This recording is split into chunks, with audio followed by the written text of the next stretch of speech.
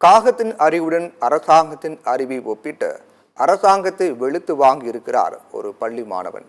கவர்மெண்ட்டுக்கு காக்கா கதை சொல்லும் பாடம் என்ன? பாருங்கள், பார்க்கலாம்.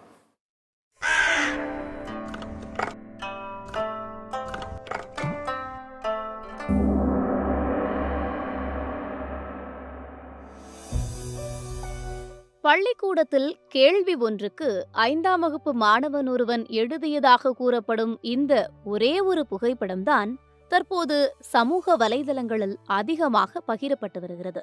அதில் கேட்கப்பட்ட கேள்வி என்னவென்று தெரியாவிட்டாலும் அந்த மாணவன் எழுதிய பதில்கள் ஆட்சியாளர்களின் மோசமான மனநிலையை வெளிப்படுத்தியிருக்கிறது. காகத்தின் அறிவுடன் அரசாங்கத்தின் அறிவை ஒப்பிட்டு பள்ளி மாணவன் எழுதிய வரிகளை முதலில் பார்க்கலாம். தாகமுள்ள காக்கா தன் தாகத்தை தீர்க்க கல், மண் போன்றவற்றை உள்ளே போட்டது. உடனே தண்ணீர் மேலே வந்தது. தாகத்தை தீர்த்து கொண்ட காகம் மகிழ்ச்சியுடன் பறந்து சென்றது. இது ஒரு காகத்தின் தாகம். இதை அப்படியே அரசாங்கத்தின் தாகத்துடன் ஒப்பிட்டுள்ளான் அந்த மாணவன். ஒரு அரசு தனது பண தாகத்தை தீர்க்க கல், மண் போன்றவற்றை வெளியே எடுத்து விற்றது. பணம் மேல் பணம் வந்தது. தண்ணீர் கீழே சென்றது. தண்ணீரின்றி மக்கள் மடிந்தனர் என்று முடிக்கும் அந்த பள்ளி மாணவன் இறுதியில் நீதியையும் எழுதியிருக்கிறான். ஒரு காக்காவுக்கு இருக்கிற அறிவு கூட ஒரு கவர்மெண்ட்டுக்கு இல்லையே என்று. ஆறுகளில் மணலை சுரண்டி, மலைகளை குடைந்து, நீர்நிலைகளை ஆக்கிரமித்து, மரங்களை அழித்து என அரசாங்கத்தின் செயல்பாடுகள் ஒவ்வொன்றும் இயற்கைக்கு எதிராகவே உள்ளது. மழை வெள்ளம் வந்தால் நெருப்பை கையில் பிடித்திருப்பதைப் போல பெய்யும் மழை நீரை எப்படியாவது கடலுக்குள் அனுப்பிவிட துடிக்கிறது அரசாங்கம்.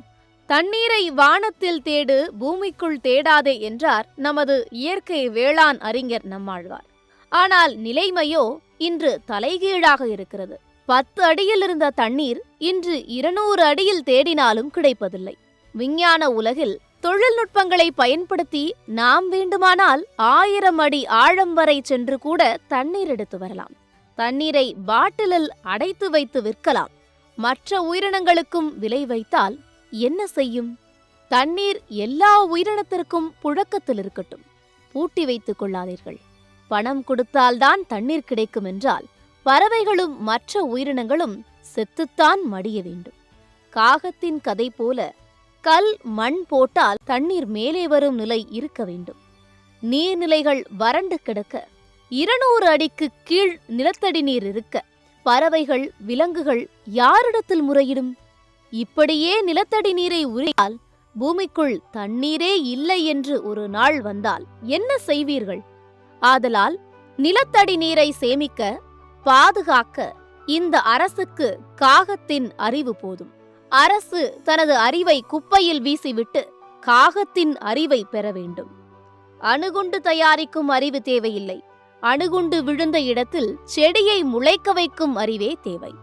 சத்தியம் செய்திகளுக்காக ஃப்ரைடே ஃபார் ஃபார்மர்ஸ்.